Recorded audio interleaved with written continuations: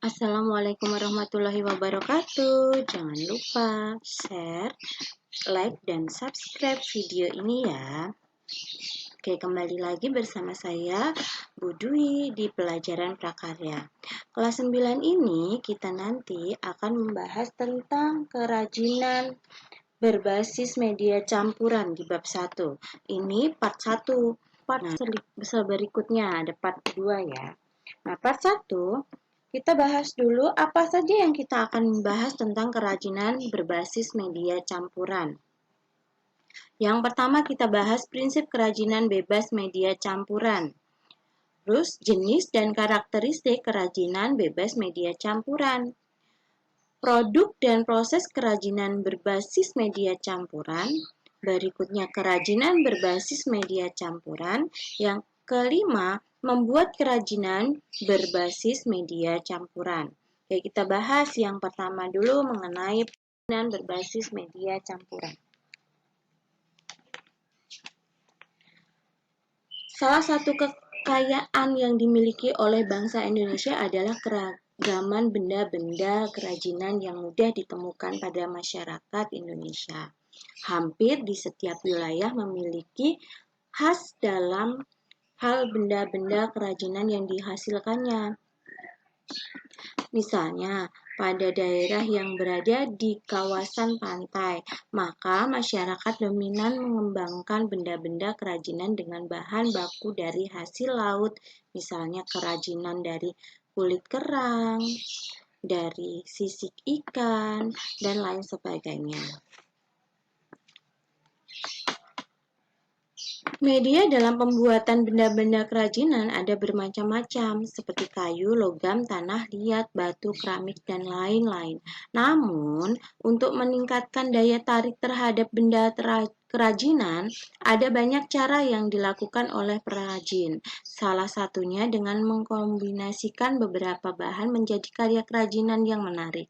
Misalnya, mengkombinasikan media batu dan logam menjadi benda hias yang menarik. Jadi, benda kerajinan dari media campuran adalah benda-benda kerajinan yang menggunakan dua atau lebih media dalam karya tunggal, seni misalnya logam dan kayu, atau logam, kayu, dan batu. Media campuran termasuk plastik, serta dan unsur buatan manusia atau alami yang dapat digunakan untuk membuat benda-benda kerajinan. Bahan yang dipakai dalam kerajinan ini dapat berupa bahan alami dipadukan dengan bahan alami, bahan buatan berpadu dengan bahan buatan, dan bahan alami dipadu-padankan dengan bahan buatan. Jadi bisa dimix antara buatan dengan alami. Beberapa alasan adanya penggunaan media campuran dalam membuat media kerajinan antara lain sebagai berikut. Adanya kekurangan bahan baku atau manfaat bahan baku yang tidak banyak jumlahnya. Menghindari bentuk yang monoton. 3. Meningkatkan estetika pada tampilan produk. 4. Lebih terlihat modern karena dapat disukai oleh semua kalangan. Berikut ini beberapa prinsip yang harus diperhatikan. Jadi, dalam pembuatan kerajinan berbahan baku media campuran ini ada beberapa prinsip yang harus diperhatikan. Salah satunya adalah merupakan penggabungan dari berbagai bahan yang tidak memiliki reaksi kimia tertentu ketika dilakukan penggabungan. Misalnya, bahan yang digunakan dapat membuat bahan lain terkikis atau berkarat dan sebagainya. Nah, jadi bahan yang digunakan antara bahan satu dengan lainnya itu tidak berpengaruh. Bahan yang digunakan terdiri dari berbagai jenis, tidak hanya satu saja, melainkan lebih dari satu, bisa 2, 3, atau lebih, semua bergantung kepada rancangan kebutuhan dari produk karya kerajinan yang akan dibuat. Bahan dapat terdiri dari bahan homogen atau atau heterogen, misalnya bahan alami dengan bahan alami, bahan buatan dengan bahan buatan, dapat pula bahan alami dengan buatan. Tidak terjadi perubahan fisik pada salah satu bahan yang digabungkan, misalkan terjadi lebih setelah direkatkan dan sebagainya. Tidak terjadi lelehan, tidak terjadi peleburan. Masing-masing bahan memiliki karakteristik sendiri yang saling mendukung terwujudnya keindahan dari sebuah produk kerajinan yang dibuat. Keindahan atau estetika, jadi nilai dari produk tersebut. Penggabungan bahan yang dilakukan harus dapat menyatu dengan bahan lainnya sehingga terjadi kesatuan dan harmonisasi.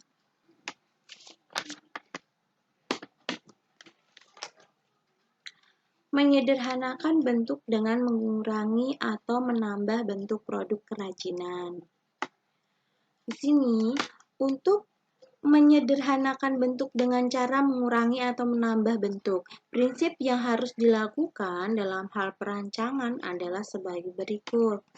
Pertama, pesan eksplisit pada produk harus jelas, apakah sebagai produk fungsional atau sebagai produk hias. Yang kedua, pesan yang bersifat implisit pun harus diperhatikan. Apakah produk kerajinan membawa pesan informatif atau prestik? Bahan yang tersedia sejak awal dapat menjadi modal rancangan produk kerajinan. Namun, dapat pula bahan yang dibutuhkan disiapkan setelah perancangan. Produk kerajinan sebagai materi asal untuk dilakukan penyederhanaan bentuk harus disiapkan. Apakah bentuk gambar ataupun bentuk langsung. Perhatikan penghematan bahan agar produksi dapat dilakukan sebaik mungkin dengan berbagai bentuk rancangan. Mengubah bentuk produk kerajinan berbasis media campuran. Selain dengan cara penyederhanaan bentuk, salah satunya kerajinan berbasis media campuran dapat pula dilakukan dengan menggunakan cara mengubah bentuk hingga menjadi bentuk yang benar-benar baru. Deformasi adalah perubahan bentuk yang terjadi secara permanen. Beberapa contoh mengubah bentuk kerajinan berbasis media campuran antara lain sebagai berikut. Yang pertama, produk kerajinan terbuat dari bahan kayu. Misalnya pada kursi, meskipun tidak terlihat jenis paduan bahan yang digunakan, namun sesungguhnya kursi ini memiliki campuran bahan kayu dan dibentuk sedemikian rupa sehingga tidak nampak fungsinya sebagai kursi, namun bentuk sudah diubah sehingga tidak menyerupai kursi yang sebenarnya. Yang kedua, produk kerajinan berbasis media campuran. Misalnya, pada mangkuk keramik, karya ini terbuat dari keramik, fungsinya sebagai mangkuk, namun bentuknya sudah diubah terutama pada bagian dekorasi bagian dalamnya, sehingga tidak hanya berfungsi sebagai mangkuk, namun keramik ini tetap digunakan sebagai wadah bunga atau lilin. Kita akan membahas tentang jenis dan karakteristik kerajinan berbasis media campuran. Bahan yang digunakan sebagai bahan dasar untuk kerajinan berbasis media campuran sangat beragam, bergantung pada sumber daya alam dari masing-masing daerah. Jenis bahan alam yang dapat digunakan adalah kayu, batu, logam, keramik, kulit, serat, dan sebagainya. Sedangkan jenis bahan buatan yang dapat digunakan adalah plastik, gips, fiberglass, dan sebagainya. Karakteristik setiap bahan tentu berbeda satu sama lain. Sebelum dibuat sebagai karya kerajinan yang akan dipadukan, maka kita harus memahami sifat dari masing-masing bahan yang akan kita buat. Seperti logam, beberapa logam memiliki sifat mudah berkarat. Sebaiknya sebelum digunakan, logam harus diolah dahulu agar tidak merugikan atau merusak bahan lainnya. Keramik yang terbuat dari tanah liat juga memiliki sifat mudah pecah. Tentunya jenis bahan ini harus dipadukan dengan sangat hati-hati, menggunakan bahan yang tidak merusak wujudnya seperti kain atau jenis kertas sehingga bentuk keramik akan terjaga. Berikut ini beberapa bahan dasar dari bahan paduannya yang dapat dikatakan cocok atau padu untuk dijadikan bahan campuran dalam produk kerajinan. Salah satunya adalah batu. Batu terdiri dari batu permata atau batu mulia dan juga ada batu akik. Batu permata mempunyai nama dari mulai huruf A hingga Z yang diklasifikasikan menurut kekerasannya yang dikenal dengan skala Mohs dari 1 sampai 10. Permata yang paling diminati di dunia adalah yang berkristal. Salah satunya adalah batu zamrud, rubik, safir, dan berlian. Batu-batu akik jenis anggur seperti biru langit, bunggur, atau kecubung yang berasal dari Tanjung Bintang, Lampung saat ini banyak diburu oleh para kolektor karena kualitas kristalnya. Berikutnya adalah logam. Logam banyak jenisnya seperti perak, emas, perunggu, besi, dan titanium. Namun, perak paling sering dipadukan sebagai kerajinan berbasis media campuran. Selain harganya terjangkau, juga lebih diminati dengan berbagai bentuk penampilan. Logam dapat dipadukan dengan berbagai bahan lainnya seperti kayu, kerang, batu, dan lainnya. Proses pengecatan atau platinum pada logam biasanya merupakan langkah-langkah terbaik untuk mencegah korosi. Bahan lainnya adalah plastik. Plastik banyak jenisnya seperti botol, kantong, gelas, perabot dapur, perabot rumah tangga, dan lainnya. Namun, botol paling sering dipadukan sebagai kerajinan berbasis media campuran. Selain memiliki permukaan yang cukup, keras juga lebih diminati karena mudah dibentuk. Plastik memiliki sifat ada yang dapat didaur ulang dengan pemanasan kembali seperti plastik botol dan kantong. Ada juga yang tidak dapat didaur ulang, contohnya resin. Plastik dapat dipadukan dengan berbagai bahan lainnya seperti logam, kain, dan lainnya. Berikutnya ada kayu. Kayu adalah bagian batang atau cabang serta ranting tumbuhan yang mengeras karena mengalami lignifikasi atau pengayuan. Kayu digunakan untuk berbagai keperluan mulai dari memasak, membuat perabot, bahan bangunan, bahan kertas, dan banyak lagi. Kayu juga dapat dimanfaatkan sebagai hiasan-hiasan rumah tangga dan sebagainya.